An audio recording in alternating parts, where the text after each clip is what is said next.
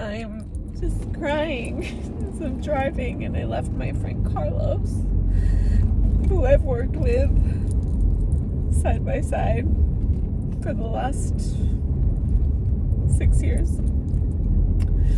And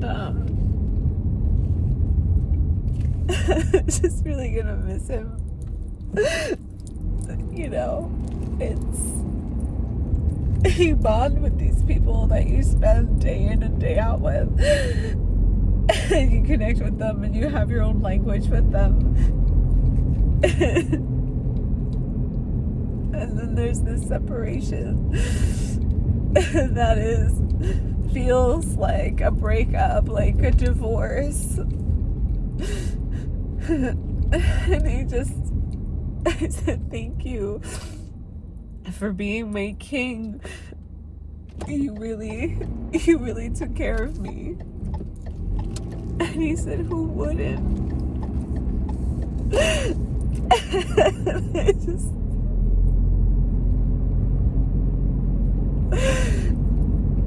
It hurts so deeply that I'm absolutely positive that it's like I haven't felt that kind of love, that like taken care of in that way by the masculine. And my dads, both of them, they took care of me in very special ways, but also never felt 100% taken care of by them. Mom took care of me. Mom showed that in many, many, many ways, that she was taking care of me. But my dad's, they had moments and there were things, but that deep intimacy, it just really hurts in my heart.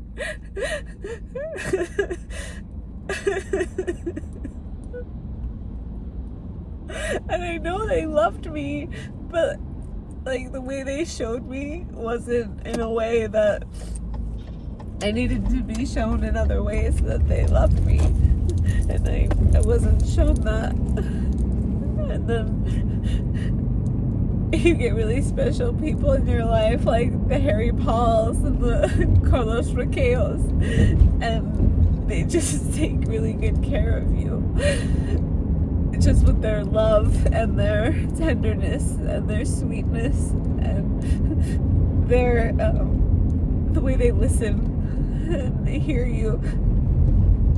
It feels really nice, and it's really special when it happens. And it doesn't happen all the time. And I just feel really grateful to have had that experience with them,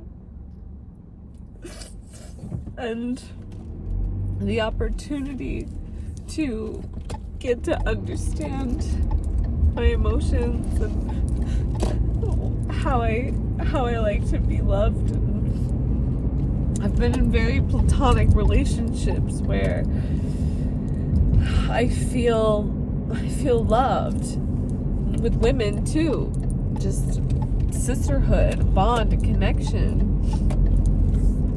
Rebecca Haywood, like we were bonded, and very safe, very platonic and loving and kind and supportive relationships.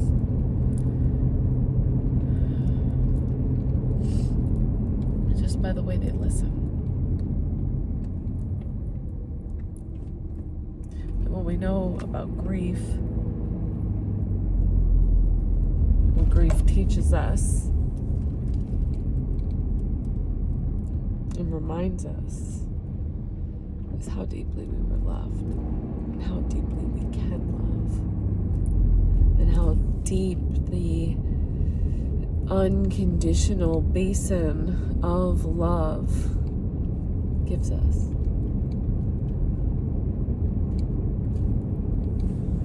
And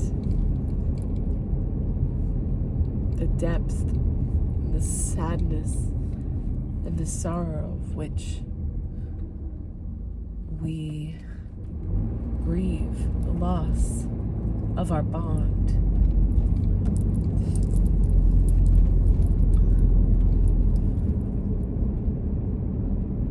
I've had a lot of loss.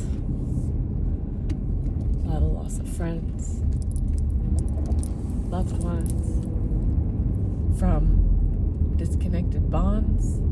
Like, we used to be really close in proximity, and now we're not going to be in close in proximity.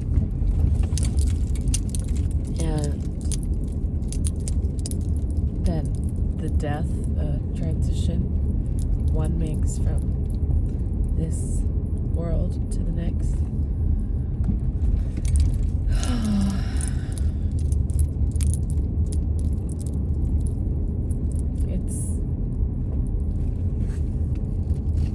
Moving is so polarizing.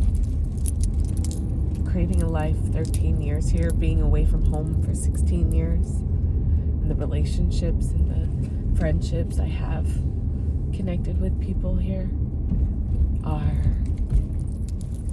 so special. Because I went out, I got new friends, I met new people. Make new friends, but keep the old. One is silver and the other is gold. And I feel that about all my friends.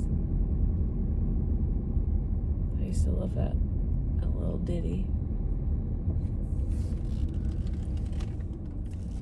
Make new friends, but keep the old. One is silver and the other's gold.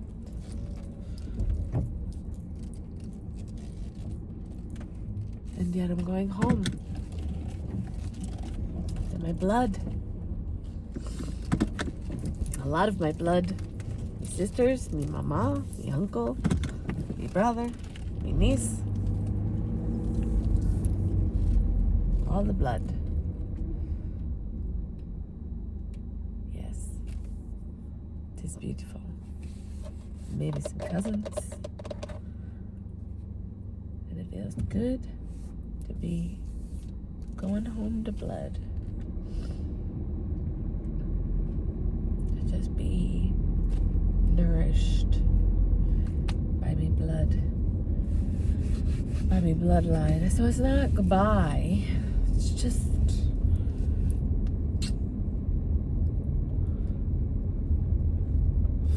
au revoir. Ciao for now, as I say. I always say, ciao for now. And it's beautiful. I love everyone that I've met in LA. Even if I didn't like them.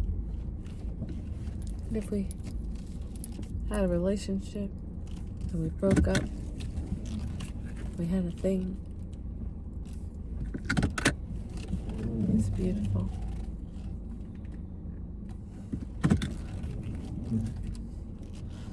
Absolutely beautiful.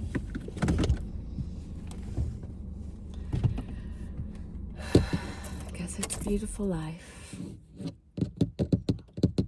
Yes, it is. Praise be. Thank you, thank you, thank you. Thank you to my daddy and my other daddy and my daddy's daddy and my other daddy's daddy and the sky daddy. All the daddies, all my gay daddies. Both Harry and Carlos are gay daddies. They took good care of me. Oh my God. And then he says, who wouldn't? And I said, that's fucking right. Who wouldn't take good care of me? I take good care of me. Praise be to the Almighty Great Spirit. Thank you, thank you.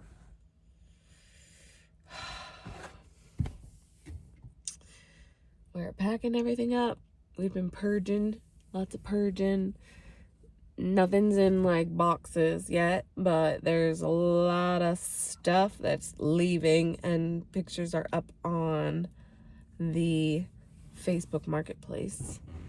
I see my neighbors walking their dogs. They walk their dogs every night. Very cute. I know some things about him, though. Very interesting gentleman. But I think she knows. I think she's cool. She's like, yeah, I'll let him do his thing. We don't know anything about her, though, so she's probably doing her own thing. So that's great. Making it love and sexy is great, where we just agree to accept the other person exactly as they are. There's something sexy about that. Oh my gosh, I ate good food. Carlos took me out to dinner, and it was delicious. And then we got to drop in about he saw the transition coming and each other and our connection, and it's very sweet, very loving. I love that kind of love. It's good love. Even when I decided I was moving, I was like, I have to tell Carlos. How am I gonna tell Carlos? And he was very supportive, of course, but I knew it was gonna hurt the most. I knew it was. And he was very cool about it, so it didn't hurt in that moment. But then you think about it, it still hurts. And then we have a talk like we had tonight, and it still hurts. Breakups are hard. The heart is so deep. You get bonded, and then it's not even like he's gone yet. It's just even like the thought, knowing we're not going to be together. The broken heart syndrome. They say it's real. And boy, do I know it's real. The broken heart syndrome is so real. And it doesn't matter if you hang out with the same person every day and you're like, I hate this person. Which I hope you're not. But even if you felt that, if you're seeing this person every day, there's still heartbreak there.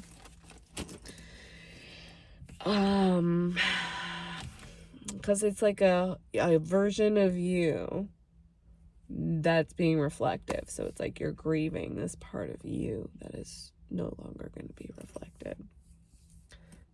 It's what I deduce about it. So, but that's my, what do we call that? That's my inspired opinion. Call it an inspired opinion. It's not necessarily unsolicited. You came here to Ashley Inspyrz channel to watch this, so you obviously wanted to know a bit of the tea of what's going on with me. And getting all the lighting. No, I look really red. So we're just getting to know the interwebs of the mind here. Which, be careful what you tell AI. Okay? It's a tool. Use it as a tool. That's great. And don't tell it your deepest thoughts. Because that's exactly what it wants to develop, is the subconscious, the subconscious mind of the human, so that it can mimic it as much as possible. And so the more deep thoughts that you tell it is informing it and giving it information so that it can go and replicate a version of you, like sharing a bit of your DNA. You don't need to share your DNA with the robot, the cloud intelligence. You don't need to externalize yourself. Know thyself. But you don't need to externalize yourself. What does that mean? to externalize yourself is to identify as they or other. And that there is a separation when in truth there is no separation.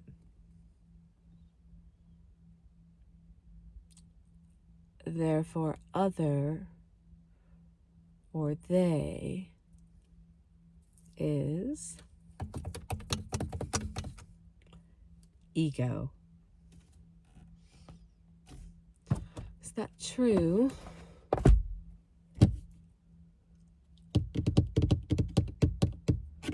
Could be. We're just riffing here. You tell me. Is it true, darling? Hello? Little girly with a doggy. Okay. Alright, we're going inside. Gonna go see Samson. Ciao for now.